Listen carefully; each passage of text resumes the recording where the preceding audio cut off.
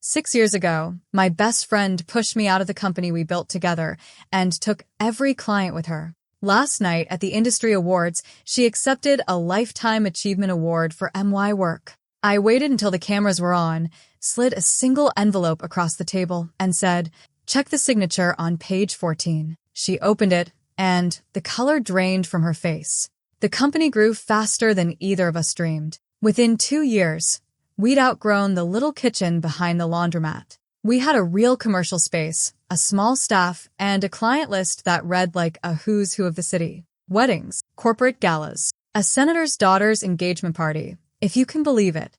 And with growth came paperwork, contracts, insurance, liability, all the boring stuff that keeps a business alive. That's when my friend Dana stepped in. Dana was a lawyer, and she'd known me since before I could even spell marginal cost. She looked over our setup one afternoon and went quiet. "You two need a partnership agreement," she said.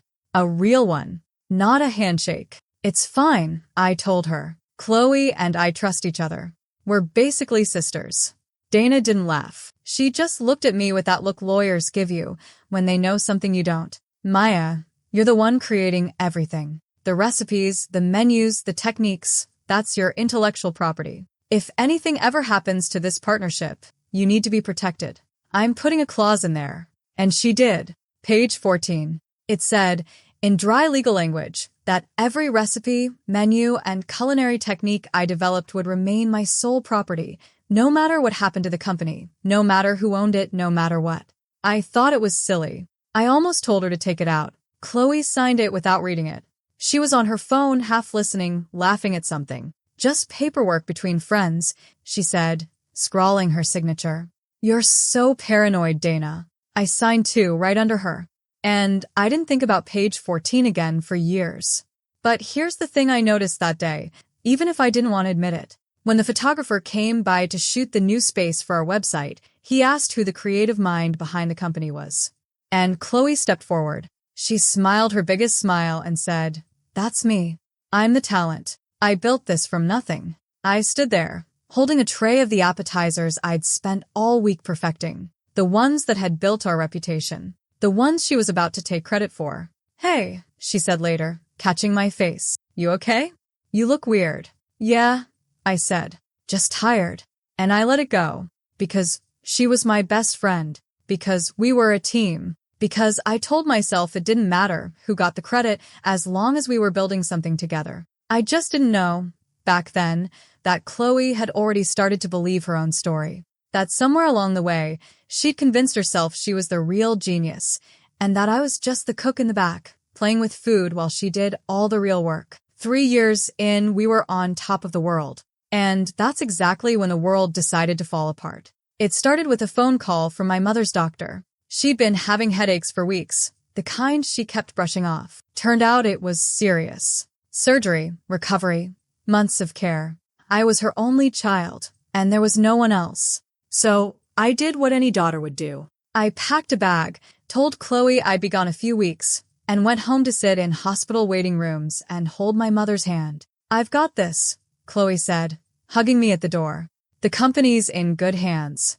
You just take care of your mom. That's what family's for." I believed her. God, I believed her. While I was gone, our biggest anchor client, the one I'd personally won 2 years earlier, announced they were canceling. Then the bank called on a loan we'd taken out to expand the kitchen. 2 hits in 1 month. The kind of thing that can sink a small company if you're not careful. I called Chloe every night from the hospital. She always sounded calm. Reassuring. "Don't worry about a thing. I'm handling it.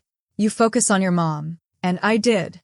I focused on my mom. I held her hand through surgery, through the scary nights, through the slow, painful recovery. I wasn't there for the meetings. I wasn't there for the phone calls. I wasn't there when Chloe brought in a new investor. When I finally came back, 6 weeks later, the office felt different. There was a new name on the conference room door. A man I'd never met sat in what used to be my chair. "Maya," Chloe said, smiling that smile. "Welcome back. We need to talk." And that's when she told me. The investor wanted restructuring. The company needed to be leaner. And unfortunately, her voice full of fake sympathy, there just wasn't a place for me anymore. "Don't look at me like that," she said when she saw my face. "I saved this company. You were gone. I had to make a call. I asked about the client I'd won, the one who'd canceled." She shrugged. "Things change." And then I saw it. On her desk, a stack of emails. Meetings with this investor. Dates going back months. Months before the client ever canceled. Before the bank ever called the loan. She hadn't been saving the company. She'd been building the trap. And my mother's illness hadn't been a crisis she handled. It had been the window she'd been waiting for. She didn't even try to deny it. When I held up that stack of emails, she just sighed, like I was being dramatic. "You were gone, Maya." The company needed decisions. I made them. "You planned this," I said. "Before my mom even got sick. These meetings go back months." "Planned." She laughed, but it was hollow. "I did what I had to do to keep this place alive." "You were checked out." "You were never going to be the one to save it." I didn't have the strength to fight her. I'd just spent 6 weeks in a hospital, watching my mother fight for her life. I was exhausted and broke and blindsided, and Chloe knew it. She'd counted on it. So I signed the buyout. A token amount, barely enough to cover 3 months of rent. And I told myself it was better than a war I couldn't win. I was wrong about that too.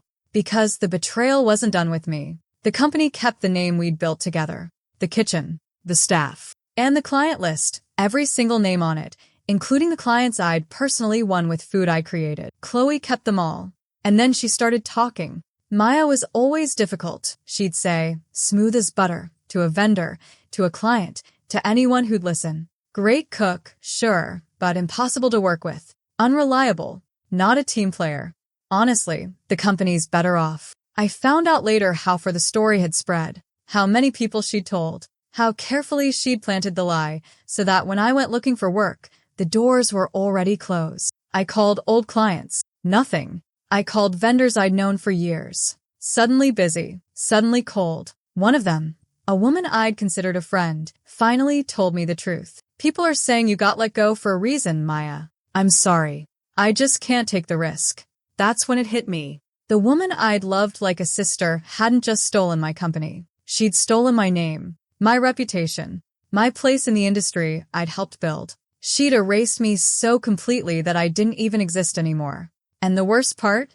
The recipes I'd spent years perfecting, the ones that made that company famous, were still being served, under her name, every single night. I fell apart slowly, the way things do when you're too tired to break all at once. For months, I couldn't find work. Not a catering job, not a line cook job, not even a prep cook job. Chloe's story had done its job. Everywhere I turned, the door was already shut. I'd call, and there'd be a pause on the other end of the line. And then some excuse. "We're not hiring. We filled the position.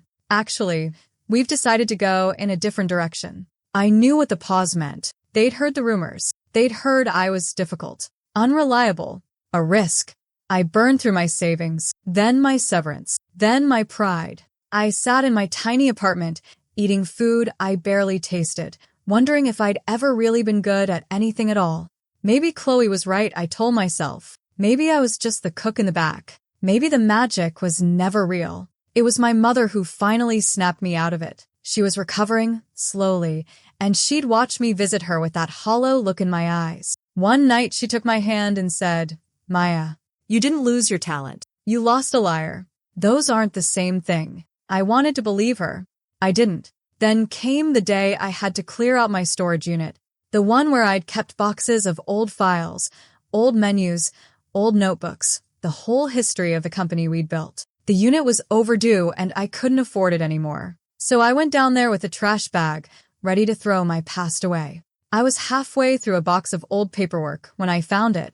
The partnership agreement, the one Dana had drafted back when we were just two friends with a dream and a rented kitchen. I almost threw it in the bag. Then I remembered the look on Dana's face when she'd written that clause. The one Chloe had signed without reading. I turned to page 14. It was all there, in dry, unfeeling legal language. Every recipe I developed, every menu, every technique, my sole property. No matter what happened to the company, no matter who owned it, no matter what. I sat on the floor of that dusty storage unit and read it 3 times. Then I called Dana. "Maya," she said, her voice going careful. Where are you right now? Storage unit. Why?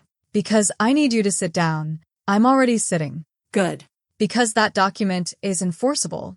Every recipe Chloe's company is serving right now, they're yours. She's been using your property for years without consent. You could take her entire empire apart. You could own it. I didn't say anything for a long time. I just sat there, holding the paper, feeling something cold and sharp wake up inside me for the first time in months. I could destroy her. I could take everything she stole. But sitting there, in the dust and the silence, I realized something else. I didn't want to be defined by the fight. I didn't want to spend the next 5 years in courtrooms, becoming a person I didn't recognize, fighting over a woman who'd already taken too much of my life. I wanted to build something that was mine, on my own terms, with my own name on it. So, I made a choice. I kept the document. I kept the card hidden. And I started over from nothing. Starting over from nothing meant starting over from a food truck. That's where I ended up. A beat-up food truck with a temperamental engine and a fryer that had seen better days. I bought it with the last of my money, parked it outside a business park, and started cooking. My recipes, my name, Maya's Kitchen, painted on the side in letters I'd picked out myself. The first week, I sold maybe 20 plates a day. The second week, 40. It wasn't glamorous. It wasn't the empire I'd helped build. But every plate I served had my name on it, and nobody could take that from me. The only person who believed in me from day one was Marcus. Marcus had been a sous chef at the company, a quiet kid with a lot of talent and not much confidence. When I got pushed out, he was one of the few people who didn't believe Chloe's story. And when he heard I was starting over, he showed up at my food truck with a duffel bag and a determined look on his face. "You're not doing this alone," he said. "I'm in, Marcus. I can't pay you what you're worth. Then pay me in leftovers. I'm not letting you cook alone in that truck." I tried to argue. He didn't let me. And honestly, I needed him. Not just for the help. For the company. For the reminder that I wasn't the problem. That there were still people in this world who saw me. So we built it together. Him and me. Day after day. Week after week. We worked brutal hours. We argued about plating. We laughed. We burned things. We started over. And slowly, so slowly, I almost didn't notice something started to happen. Word got around. Not through Chloe's world. Through the real world. The office workers who ate at my truck. The wedding planners who tasted my food at a friend's event. The people who didn't know anything about the industry drama, who just knew the food was good. One day, a woman came up to the truck and asked for my card. She ran events for a non-profit downtown. She'd heard about the little truck with the amazing food. I handed her my card, Maya's Kitchen, and for the first time in a long time, I felt something I'd almost forgotten. Pride. Real, earned pride. In work that was mine. I still watched Chloe's company on the news sometimes. The awards. The press. The smiling face of a woman who'd built an empire on my stolen recipes. And every time, I'd feel that old ache. But I'd go back to my truck, and I'd cook, and I'd remember what my mother said. I didn't lose my talent. I lost a liar. The talent was still here. And it was starting to be seen. The truck turned into a kitchen. And the kitchen turned into something I never let myself dream about. It happened because of one client, a woman named Elena, who ran events for a big downtown foundation. She'd come to my truck twice, and both times she'd left with that look people get when food changes their day. Then one afternoon, she called me. "Maya," she said, "I have a problem. Our annual gala is in 3 weeks, and our caterer just backed out. I've seen what you do. Can you handle 400 people? 400 people. My food truck could barely handle 40. But I heard myself say yes before my brain could catch up. We pulled it off. Marcus and I, plus 2 people we hired at the last minute, working around the clock. And the night of the gala, when the guests ate my food, my recipes, my menu, my name, something happened. People asked who catered it. People asked for my card. And one of them was a name I recognized from the industry. The next morning, my phone wouldn't stop ringing. That's when Chloe found out I was back. I didn't see it happen. I heard about it from a vendor, who heard it from a friend. Chloe had been trying to land that same foundation account for a year. She'd courted Elena for months, and I'd walked in and taken it with a food truck and a dream. "She's livid," the vendor told me, almost gleefully. She keeps saying you stole her client. I almost laughed. Stole her client. The woman who'd stolen my company, my recipes, my reputation, accusing me of stealing. But the laugh died fast. Because I knew Chloe, and I knew what she did when she felt threatened. A few days later, Marcus came into the kitchen looking worried. Hey. Someone's been asking around about you. Old contacts. People from Chloe's world. They're asking about your health inspection records. I went cold. She's coming for me, I said. Yeah, Marcus said quietly. I think she is. And then, almost as an afterthought, he added. Also, there's something else. A guy I know who still works for Chloe. He said something weird the other day. Said their new menu is borrowed. Said the whole company runs on recipes that aren't really theirs. I looked at him. My heart was pounding, but I kept my voice steady. Marcus. I've known that for 6 years. He stared at me. Then why haven't you done anything about it? I didn't answer. Because the truth was, I'd been asking myself that same question. I didn't have an answer for Marcus that day. But Chloe gave me one soon enough. It started with the client. The one who'd booked me for a wedding. The biggest contract I'd landed since the gala. 2 weeks before the event, they called to cancel. We're going with another caterer, the bride told me, sounding apologetic. They offered us a price we couldn't refuse. I found out later it was Chloe. She'd undercut me by thousands, below cost, below any sane profit margin. She didn't care about losing money on that wedding. She cared about starving me out. Then the rumors started. A whisper that my kitchen had failed a health inspection, that there'd been violations, that I was cutting corners. I had my paperwork in order. I'd passed every inspection with flying colors. But rumors don't need proof. They just need to be repeated. One of my vendors called me nervous. Maya, I've known you a long time, but I'm getting pressure. I can't keep supplying you if it's going to cost me my bigger accounts. Whose accounts? I asked, even though I already knew. He didn't say the name. He didn't have to. And then the worst one. Marcus came in one morning, looking like he hadn't slept. Chloe called me, he said. Offered me a job. Head of her kitchen. Double what you can pay me. Said there's no future here. My heart stopped. What did you tell her? He looked at me for a long moment. I told her I'd rather cook in a food truck with a real person than in a mansion with a liar. I wanted to cry, but I couldn't, because I was too busy realizing how close I was to losing everything again. The client was gone. The revenue was gone. My supplier was wavering. And Chloe was circling, ready to take the last thing I had. I sat in my kitchen that night, alone, and I did the math. Rent. Staff. Ingredients. It didn't add up. I was going to have to close the doors. I was about to give up. I was actually going to give up. And then my phone rang. It was the guy from Chloe's company, the one Marcus had mentioned. His voice was low, like he was hiding in a bathroom. Maya. I need to send you something. You need to see it. What is it? Proof. That the whole menu, the whole empire, is built on your recipes. Emails. Dates.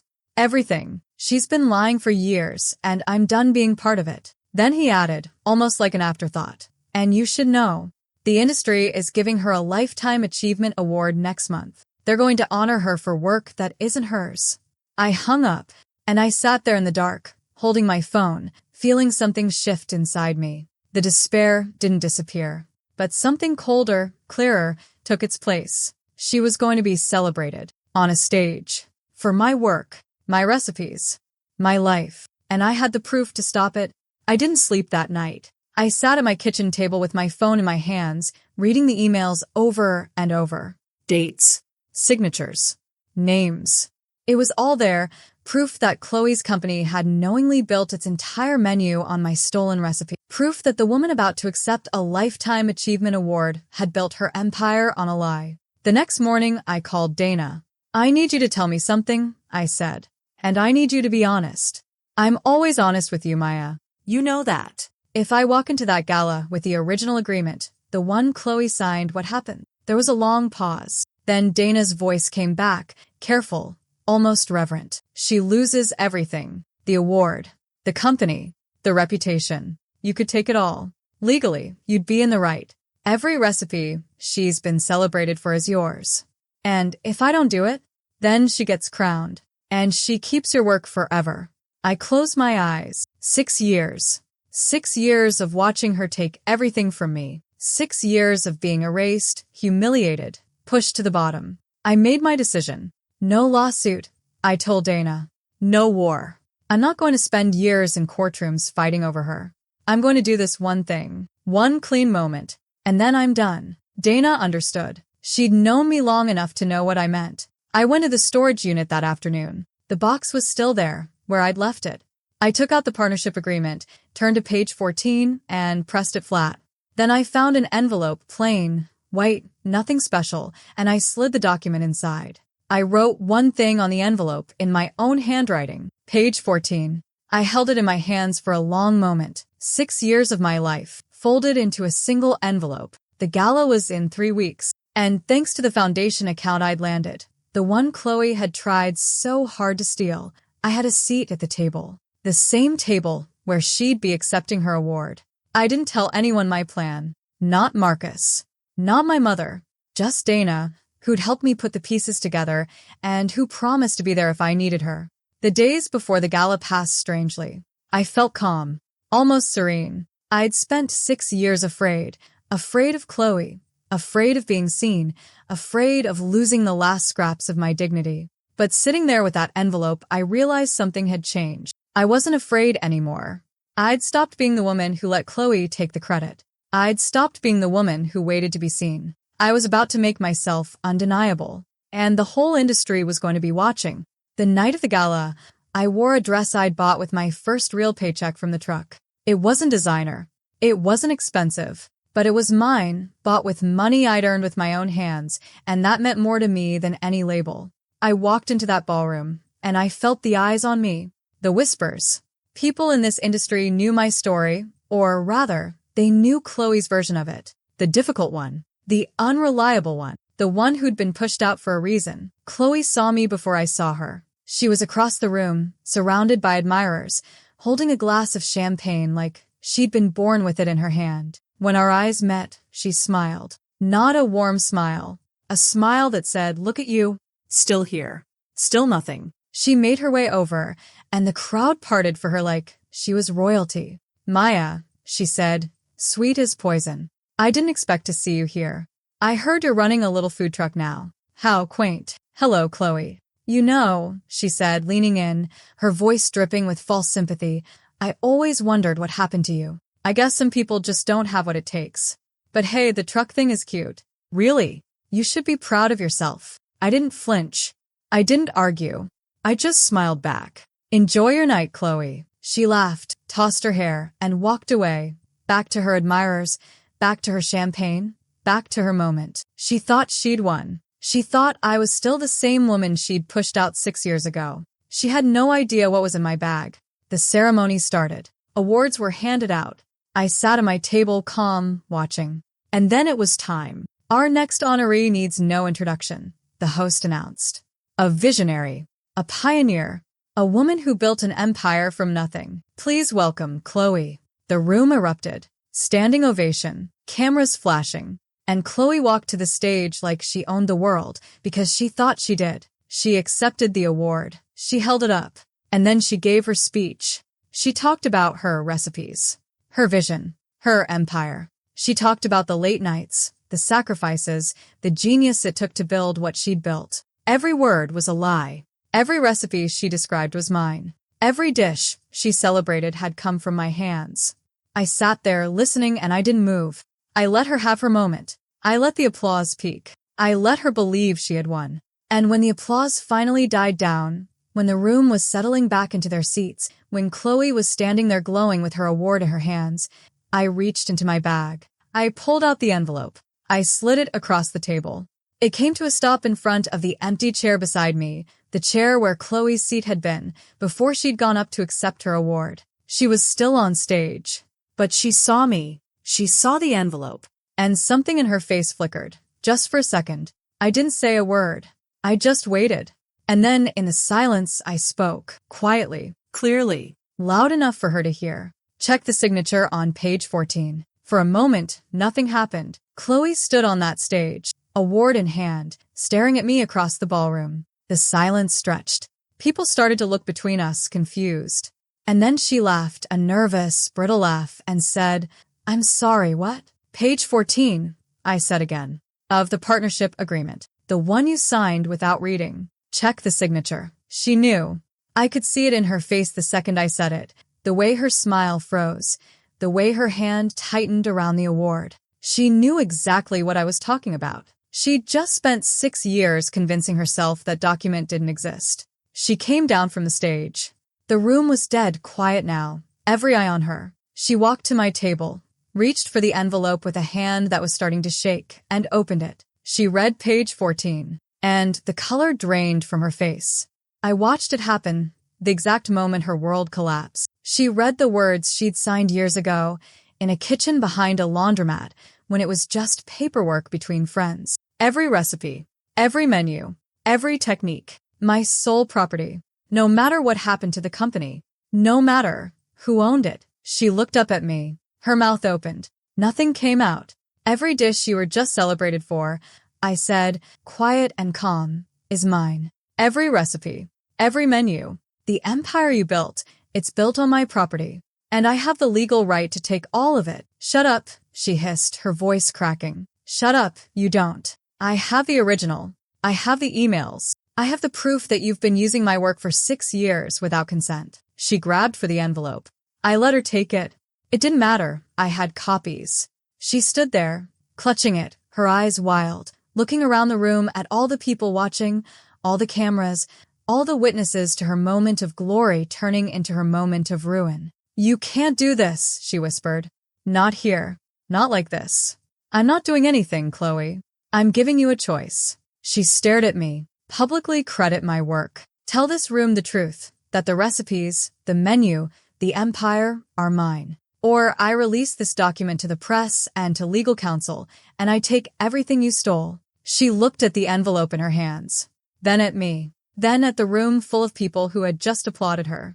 And I watched the woman who'd erased me realize, in front of everyone, that she had nothing left. Chloe stood there for a long time, clutching that envelope like it was the only thing holding her upright. The room was watching. The cameras were watching. The people who had just aplapped her, who had just called her a visionary, a pioneer, were watching her fall apart in front of them. She opened her mouth, closed it, opened it again. You wouldn't, she finally said, voice barely above a whisper. You destroy everything. Everything we built. You'd.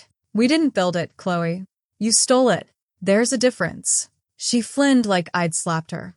And for a second, just a second, I almost felt sorry for her. Because I knew what it was like to stand in front of everyone you'd ever wanted to impress and have the truth land on you like a wrecking ball. But I'd learned something in 6 years. Sorry for her wasn't the same as saving her.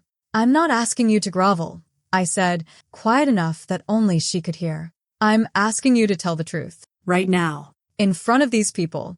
Or I walk out of this ballroom, and the document goes to the press and the lawyers and every reporter who's ever written about your empire. Your choice, Chloe. You've got about 10 seconds. She looked at the award in her hand, the one they'd given her for my work, and I watched something break behind her eyes, the last wall of the story she'd told herself for 6 years. She turned to face the room. Her voice shook when she spoke. I need to say something. The room went silent again. These recipes, the menu, the dishes I was just honored for. She swallowed hard. They're not mine. They were Maya's. All of them. She built this company.